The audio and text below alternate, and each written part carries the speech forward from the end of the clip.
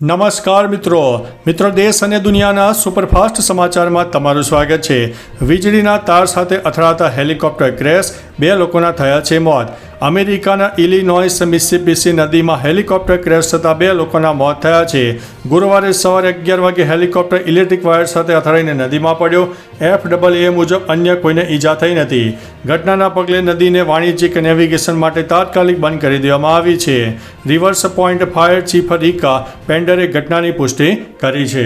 મિત્રો, અન્ય મહત્વના સમાચારની વાત કરીએ તો ગુજરાતમાં ડરામણી ઢીંગલી લાબુબુનો ક્રેઝ। અત્યારે સોશિયલ મીડિયા પર ટ્રેન્ડિંગ લાબુબુ ડોલનો ક્રેઝ ગુજરાતમાં પણ જોવા મળી રહ્યો છે। દેખાવમાં વિચિત્ર લાગતી આ ઢીંગલી માટે લોકો 1 લાખ રૂપિયા સુધીનો ખર્ચ કરી રહ્યા છે।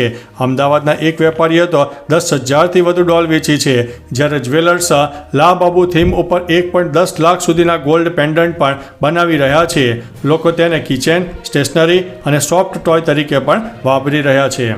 મિત્રો, અન્ય મહત્વના સમાચારની વાત કરીએ તો ચંબામાં મોટી દુર્ઘટના, 6 લોકોના થયા છે મોત। હિમાચલ પ્રદેશના ચંબા જિલ્લાના ચુરા સબ ડિવિઝનમાં ભંજરાડુ, સાહવા અને ભડકવાસ રોડ ઉપર રાત્રે એક કાર ખીણમાં ખાબકતા ભયાનક અકસ્માત થયો, જેમાં 2 પુરુષો, 2 મહિલાઓ અને 2 બાળકો સહિત 6 લોકોના ઘટના સ્થળે મોત થયા છે।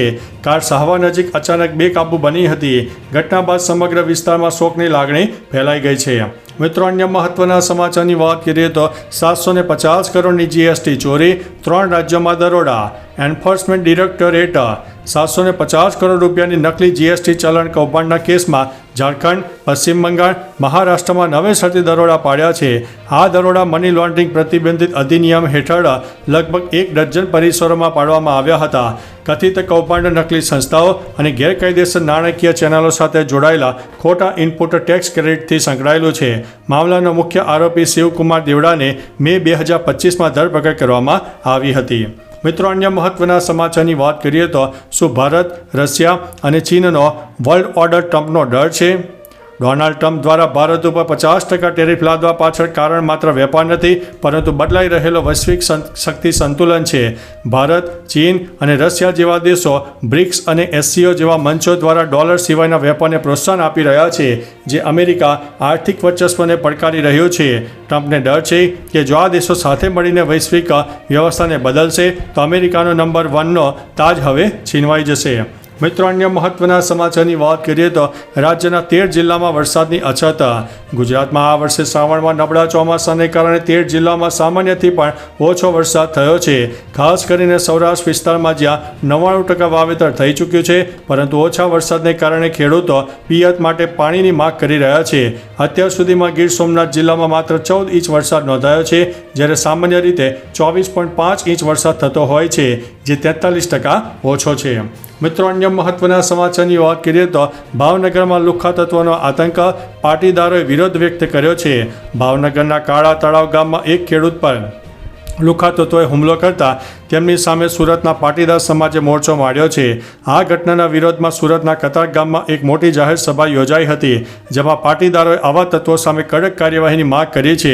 જો સરકાર પગલાં નહીં લે તો સમાજના યુવાનો કાયદો હાથમાં લેશે તેવી પણ ચીમકી ઉચ્ચારવામાં આવી હતી। મિત્રો, અન્ય મહત્વના સમાચારની વાત કરીએ તો ગીતા મંદિર ST સ્ટેન્ડ ઉપર ઊભું કરાયું પેસેન્જરોનું કીડિયારું। રક્ષાબંધન અને રવિવારે રજાને કારણે અમદાવાદથી લોકો વતનની વાટ પકડી છે, જેને પગલે ગીતા મંદિર ST સ્ટેન્ડ પર વતન જવા માટે મોટી સંખ્યામાં મુસાફરો ઉમટી પડતા પડાપડીના દ્રશ્યો સર્જાયા। ગીતા મંદિર ST સ્ટેન્ડ પર હજારોની સંખ્યામાં પેસેન્જરોની ભીડ જોવા મળી। ગીતા મંદિરથી ઉપરથી દાહોદ, ગોધરા, ઝાલોદ, સુરત, રાજકોટ, બનાસકાંઠા અને સાબરકાંઠાની બસ હાઉસફુલ ઉપડી રહી છે।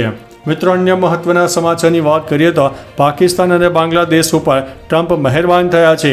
અમેરિકી રાષ્ટ્રપતિ ડોનાલ્ડ ટ્રમ્પે ભારત અને બ્રાઝિલ પર 50% ટેરિફ લાદ્યા છે, જ્યારે પાડોશી દેશો પાકિસ્તાન અને બાંગ્લાદેશ ઉપર ક્રમશઃ 19% અને 20% ટેરિફ લાગુ કર્યા છે।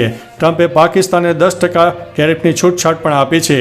આ ઉપરાંત ચીન ઉપર 30% ટેરિફ લગાવાયો છે, જેનાથી તેની GDPમાં 1%નો ઘટાડો થવાની શક્યતા છે।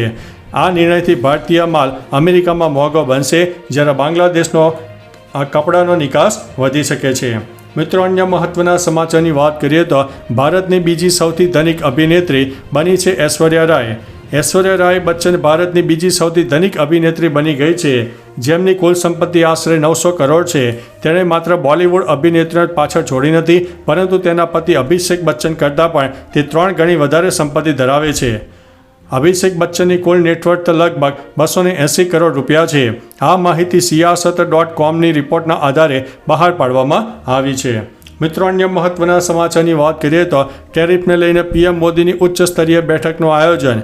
અમેરિકાએ ભારત પર ટેરિફમાં 50% સુધીનો વધારો કર્યો હોવાથી વેપાર તણાવ વધુ ઘેરો બન્યો છે. આ પરિસ્થિતિને ધ્યાનમાં રાખીને પીએમ મોદીએ બપોરે 1 વાગ્યે ઉચ્ચ સ્તરીય કેબિનેટ બેઠકનું આયોજન કર્યું. બેઠકમાં ભારતીય નિકાસ પર યુએસ ટેરિફ વધારવાની અસરનું મૂલ્યાંકન કરવામાં આવ્યું. સંભવિત વ્યૂહાત્મક પ્રતિભાવોની ચર્ચા કરવામાં આવી. ઉપરાંત કેટલાક મહત્વપૂર્ણ નિર્ણયો લેવામાં આવે તેવી પણ શક્યતા છે. મિત્રો, અન્ય મહત્વના સમાચારની વાત કરીએ તો ટેરિફ ઇફેક્ટ. એમેઝોન અને વોલમાર્ટે ઓર્ડર કેન્સલ કર્યા છે. અમેરિકા દ્વારા ભારત પર લદાયેલા 50% ટેરિફને કારણે ભારતીય ટેક્સટાઇલ ઉદ્યોગ ઉપર ગંભીર અસર જોવા મળી છે.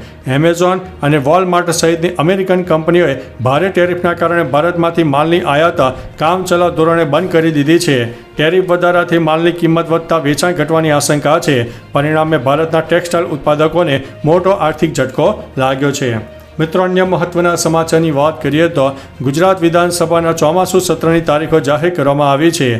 ગુજરાત વિધાનસભા ચોમાસુ સત્રની જાહેરાત થઈ ગઈ છે. 8 થી 10 સપ્ટેમ્બર સુધી 3 દિવસીય ચાલશે.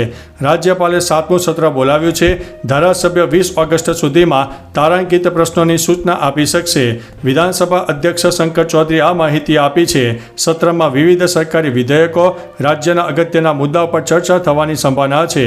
વિધાનસભા દ્વારા સત્ર સંબંધિત જાહેરનામું પણ બહાર પાડવામાં આવ્યું છે.